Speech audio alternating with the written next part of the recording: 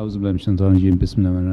spoke earlier in the khutbah about Khilafah, but the new generation now, they have no idea what is this, and there seems like they think this is just history, something that happened 100 years ago, and that's it. I mean, there's nothing to worry about it, or to think even about it. Yes.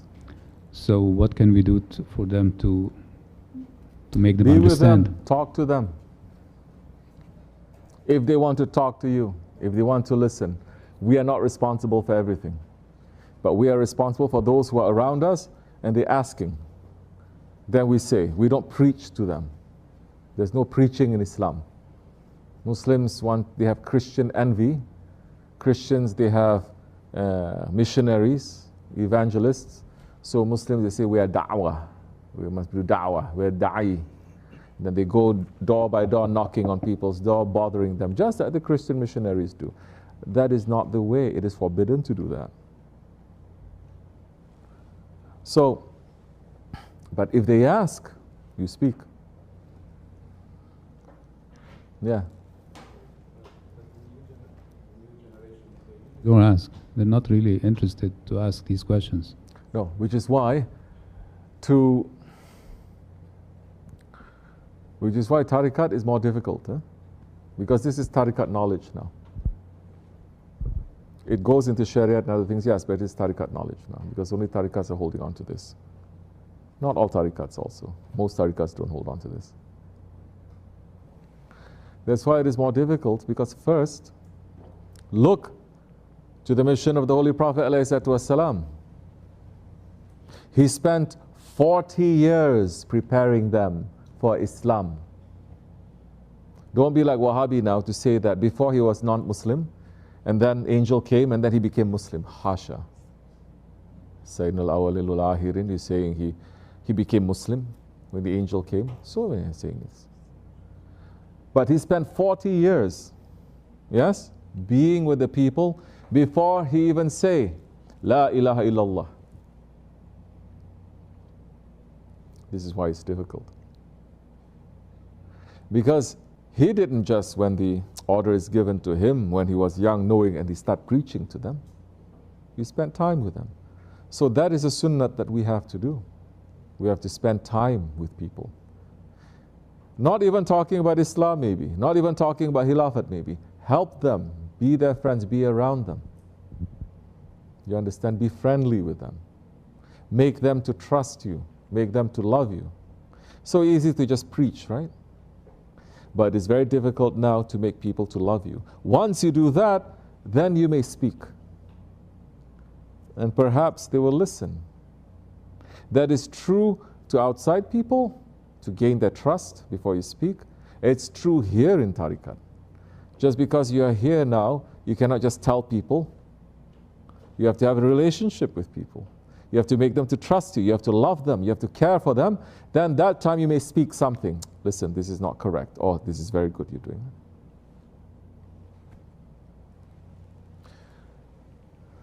We don't really have that anymore. Because Muslims, there are no Jamaats anymore. Now, especially in the West, here, let's talk about here first. This system does not support, let's say, Islamic social, how you say? Islamic social networking, let's say. It does not support, the system doesn't support. What is Islamic social networking, or the structure of, like it is in so many Muslim countries? Usually you have Muslims living together, not only for that time, sometimes for generations, yes? In a village or even in a city, they stay together. What does it mean that they live next to each other? They are close, they are neighbors, they share each other's lives. They go to the same jami. The men see each other at least once a week, if not more. They spend time with each other. They open their doors to each other. They take care of each other's children. They cook for each other. They help each other. When someone is sick, they go to help. They are aware of each other. Sounds familiar, like the Dargah, that so many people they are running away from? Run away from Islam. Go to hell if you want. With that kind of a structure, which is Islamic, so many things can happen. That structure existed for thousands of years. That structure is not limited to just Muslims also. Non-Muslims also live like that. Until this age of Dajjal, almost 100 years ago, that all systems, they fell. They introduced new systems. Capitalism is finished. Because this kind of a community living is not based on earning a lot of money, buying cars, showing off to one another, going on vacations. It's not. That is Western. Eastern is not like that. It's not running after the dunya. You feel the taste in talking to each other, taking care of each other, being close to one another. So many Muslim countries, maybe they still have that, yes. But over here it's missing, yes? It's completely missing. Now over here you cannot. Muslims don't even live close to each other. And if they do, they fall into this American system. Individualism, consumerism. They close the door, they mind their own business. They try to help a little bit, you cannot really do anything. The one doesn't know how to give, the one who's receiving, he doesn't know how to receive.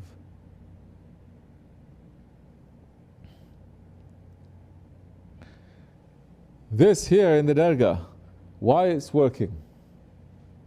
It's working because there is a head. Our head is our Shaykh. There is a head. If there's no head, you cut off the head, man strong, 6 feet, 7 feet tall, he cannot do nothing. This ummah has been headless. We are so proud to say 2 billion, 3 billion. Who cares? We are useless, worthless, because our blood has become under the shoes of the kafirs. Our women and our children has been massacred continuously for over 100 years. We can do nothing. Yet, we have so much money, we can buy a plane, and the only thing that is in this plane is a solid gold throne that one sits on.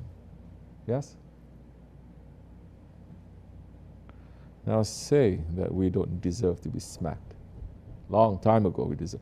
We are not kafirs, we are Muslims. We're supposed to have better understanding, better things to do, but we don't know. We're not doing it. Those who know, they're not teaching this.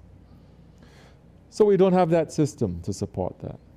But you have to have a head for that system to work. Everyone here that you're doing, whatever you're doing, you're taking care of each other, you're cooking, if there is no authority to say, fall back, step up, be quiet, speak up, slow down this. If there's no authority to do that, it's finished. It's done. Because everyone is going to go according to their own ego.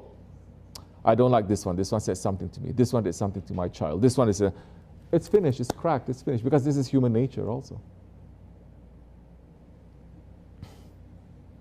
Now, for that kind of a thing to work, you have to have divine support. Yes, especially in these days. So now, to take care of people for years and years and years, this system does not support that. You can't even take care of your kids. The kids, if you take care of them in this way, in the system, after a while they say, I hate you, Dad. I'm going to do my own thing. And they do. So you cannot have that now. But if you have people that you are taking care of, then they trust you, you trust them because you spend a long time now. Those ones, they were still worshipping idols, but Prophet ﷺ, for 40 years, he never told them, don't worship. He never told them that. He never said, this is kufr, this is shirk. He never did that. The Kaaba fell down, yes, from the flood. Hajar Aswad, they had to take it out, putting it back in, put it back. Understand, they're putting everything, they're rebuilding the Kaaba for what? For Allah? No, to put idols again. Did the Prophet say anything? He didn't. And he was the one who gave the idea every tribe should grab one piece from the cloth that is holding the Hajar Aswad. So everyone gets the honor And he himself, he put it back. Now this requires wisdom. That's why people become, they give da'wah, they give da'wah, they give da'wah. Nothing is changing from the heart. This is one of the things that we have to do, to speak to people, for those who wants to listen, they're coming, to wake them up a little bit. That is our job. Whether something happens, it doesn't happen, it doesn't matter. Our job, this is sunnat. As I explained to you, sunnat of the Prophet is spending 40 years before he actually says something. And for 13 years of that, 13 years in Mecca, 13 years, they suffered. 13 years they suffered. How much did we suffer to bring the truth to people? So that's sunnat, we must try to do that like that. And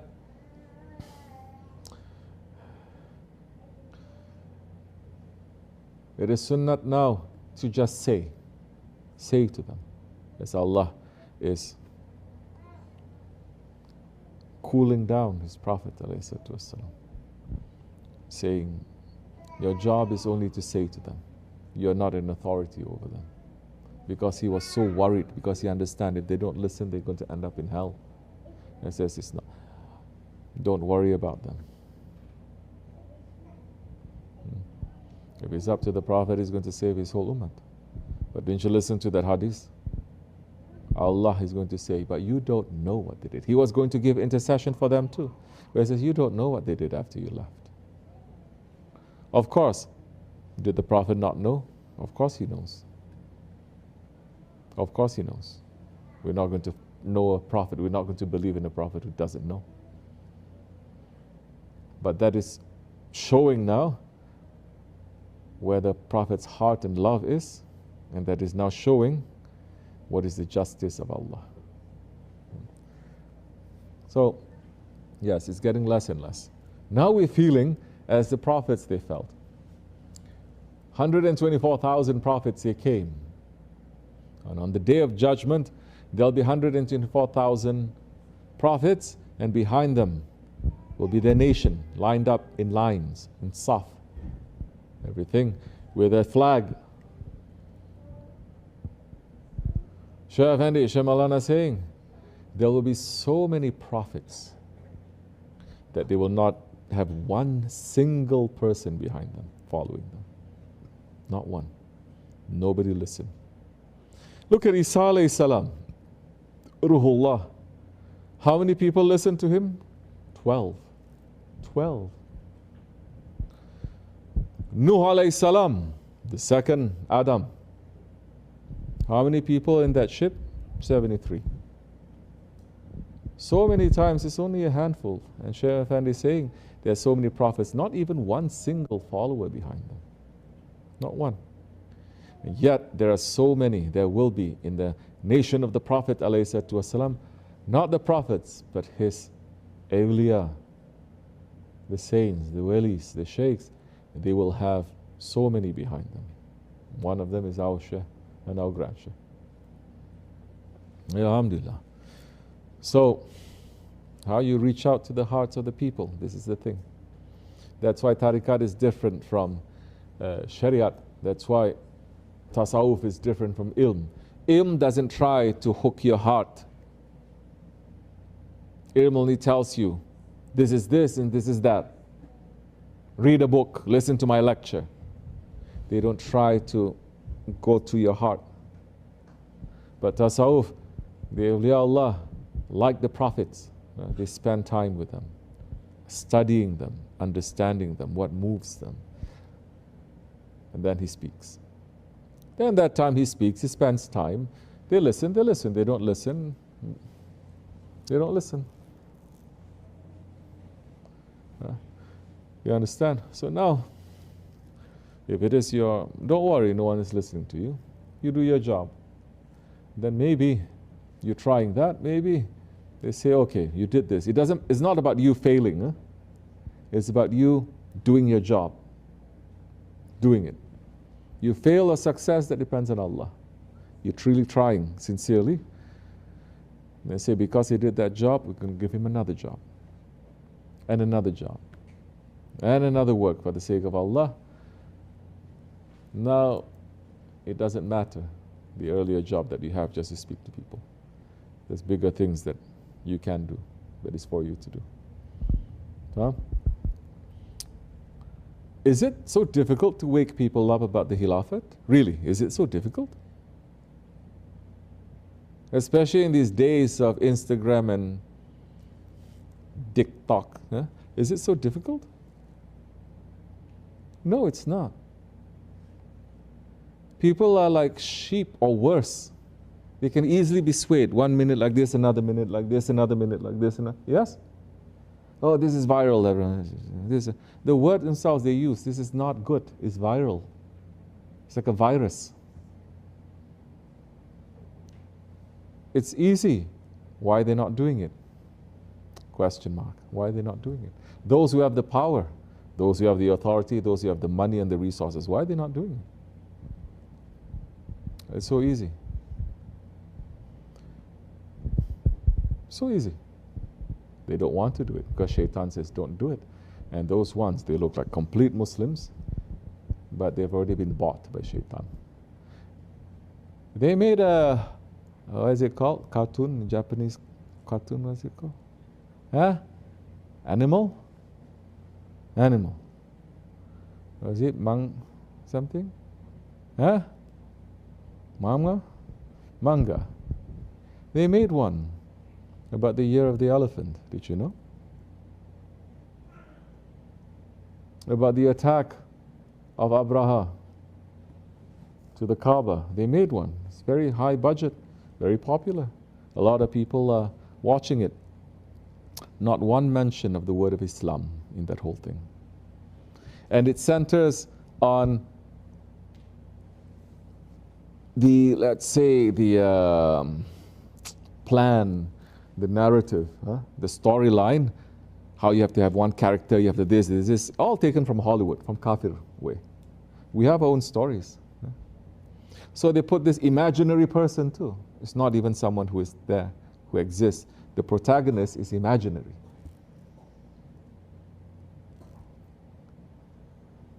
But a lot of people, thousands, maybe millions of our Muslims who are so deprived of representation, they're going to run after it and watch it. Our young kids are going to love it because they're watching all this kafir Japanese animal. Now they're going to run to watch that too. But what information they're giving, what knowledge they're giving, not Islam. Looks like it's Islamic, but it's not Islam. The only one, let's say, now we're talking about media. We may say, oh, once upon a time the media was controlled. Everyone is saying that, right? Media is controlled, state-controlled media, media controlled. What happened now? What kind of media we have now? Social media. Anyone can make your own movie. Anyone can, then why? Why nothing is coming out? The one good movie, let's say, as a media about Islam, and that was made in the 70s, 50 years ago. There was a message. Muslims, what were they doing for 50 years? They had no talent, no money, no nothing, no direction. No. They say, don't do that. Don't wake the people up to the truth. No. So it's not difficult to make people to understand about Khilafat, for instance. But there is a plan that Shaitan says, do not. It is forbidden now to talk. In so many Muslim countries, it's forbidden to talk. In so many Muslim countries, it's forbidden to talk like this, correct or no? If you gather together, especially if you're not state-sanctioned, you don't get your license from the state, Muslims gathering together, 5 minutes later, the police is going to come and arrest you. Why? COVID. No gathering. The bars are open. The restaurants are open. You're partying, everyone is going. But when it comes to the work of Allah, and they shut everything down. Don't you understand? You're cutting off all the rahmat and the barakat that is coming. So, doesn't matter. If it is for you, there'll be people who are going to understand. And they want to know more. Those ones we're going to go to. Those who are not going to listen, we have no interest, we're not going to them. So, Inshallah Rahman. Allah will ask us, especially in this country. It's 300 million, no? In this country. Who did you bring to Islam? Who did you speak to? So try. Try in the way of Sunnah. You being good to your neighbors, showing them the beauty of Islam and the beauty of Sunnah is a bigger dawah than knocking on their door, opening Quran and starting preaching to them. Inshallah. ومن الله توفيق الفاتحة. آمين. تمام. السلام عليكم.